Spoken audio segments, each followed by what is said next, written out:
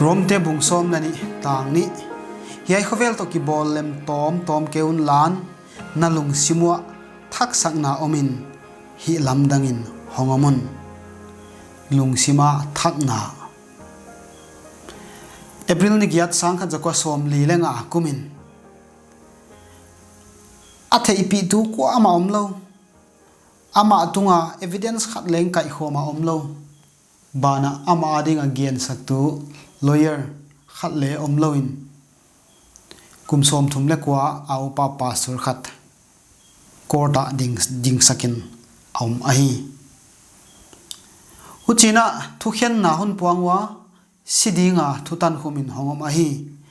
ajing chang April ni kwa sang han jakwa som li le ngain vuaktanga khai lupin om ahi yai pastor pa kwa dang hilowin German theologian pastor Bonhoeffer ahi Nazi te ha line Hitler makain German gam ahon ukwa Aryan namte namtungnung superior race ahi namsiang tho ahi chi ideology chi sa hwai pi zuin kalhon chuanu ahi akima kiangwa sak pi nam niam nam neu chik zudate wai bada gypsy kichite wai bana mivom te yaiten nam siang lo nat na hi igam sunin tu igama thi loi lo tun tu te hiu chena mau te tha chimitin agama parin hon del hiawa zuda te ngial ho tampi hon thuak lo wa hi yai German Nazi te ideology tik lopi ai kele mulki muai tak nea ahong kalswan layun amau kalswan na he German Christian tampin sel ngam loin kal ngam loin a Christian hi now lakhengam loin ana zoyu hi yai Christian tampi te chiwan kalswan ma leu yai pastor Bonhoeffer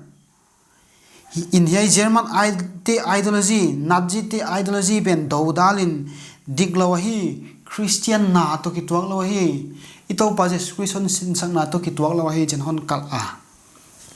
madinoma zela ahun khum ahi zelan khum tanu lengam atop tuan ke ya le khathon lai ahun gela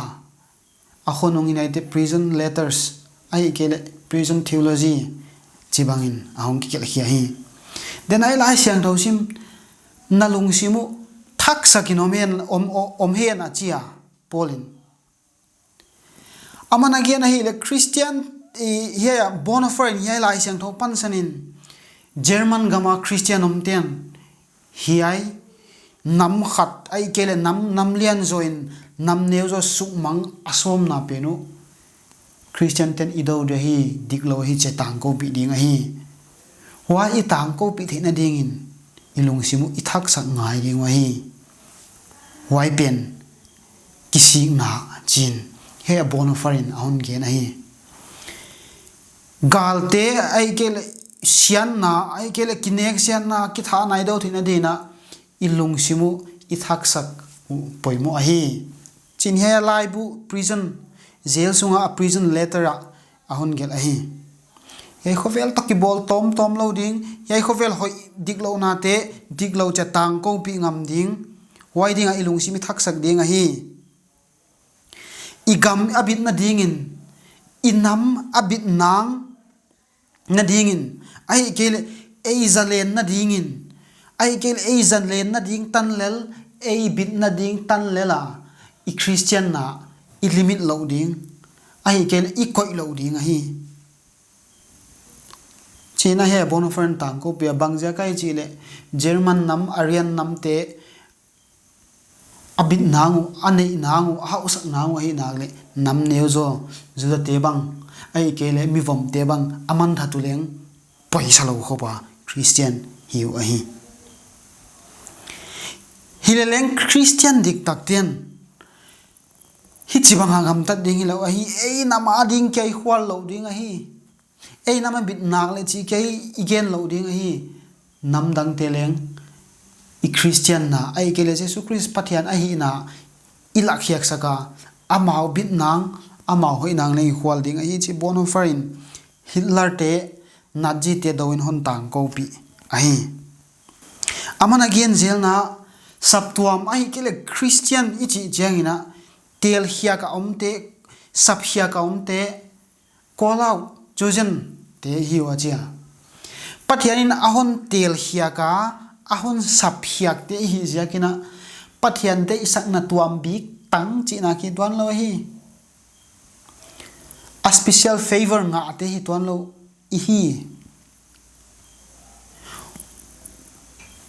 ei ho isak dan te a hi kel ei gama de ho ina te ei gama de bit nang igel te pathian ama tai ja ka hon favor a ei hon pia di chi na hi tuan lo hi chinan ge na hi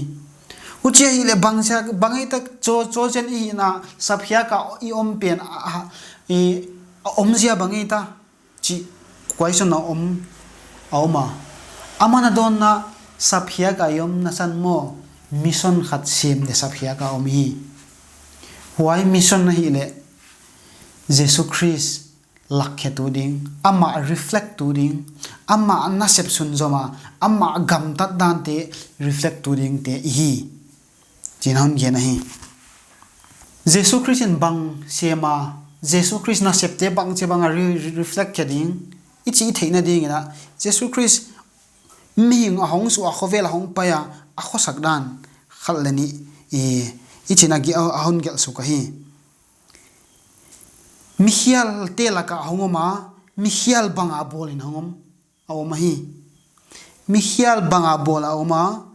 hoi kimi ma ale hoi chi awut ke ya hoi khat kya wai chu pathia na hi china ge na hi itunga kwama tunga vai hom khum lo ding chi ge na himale amma tunga min dik lo takin vai hom khumwa thain omahi hoi bana mikilo te mikhial te ham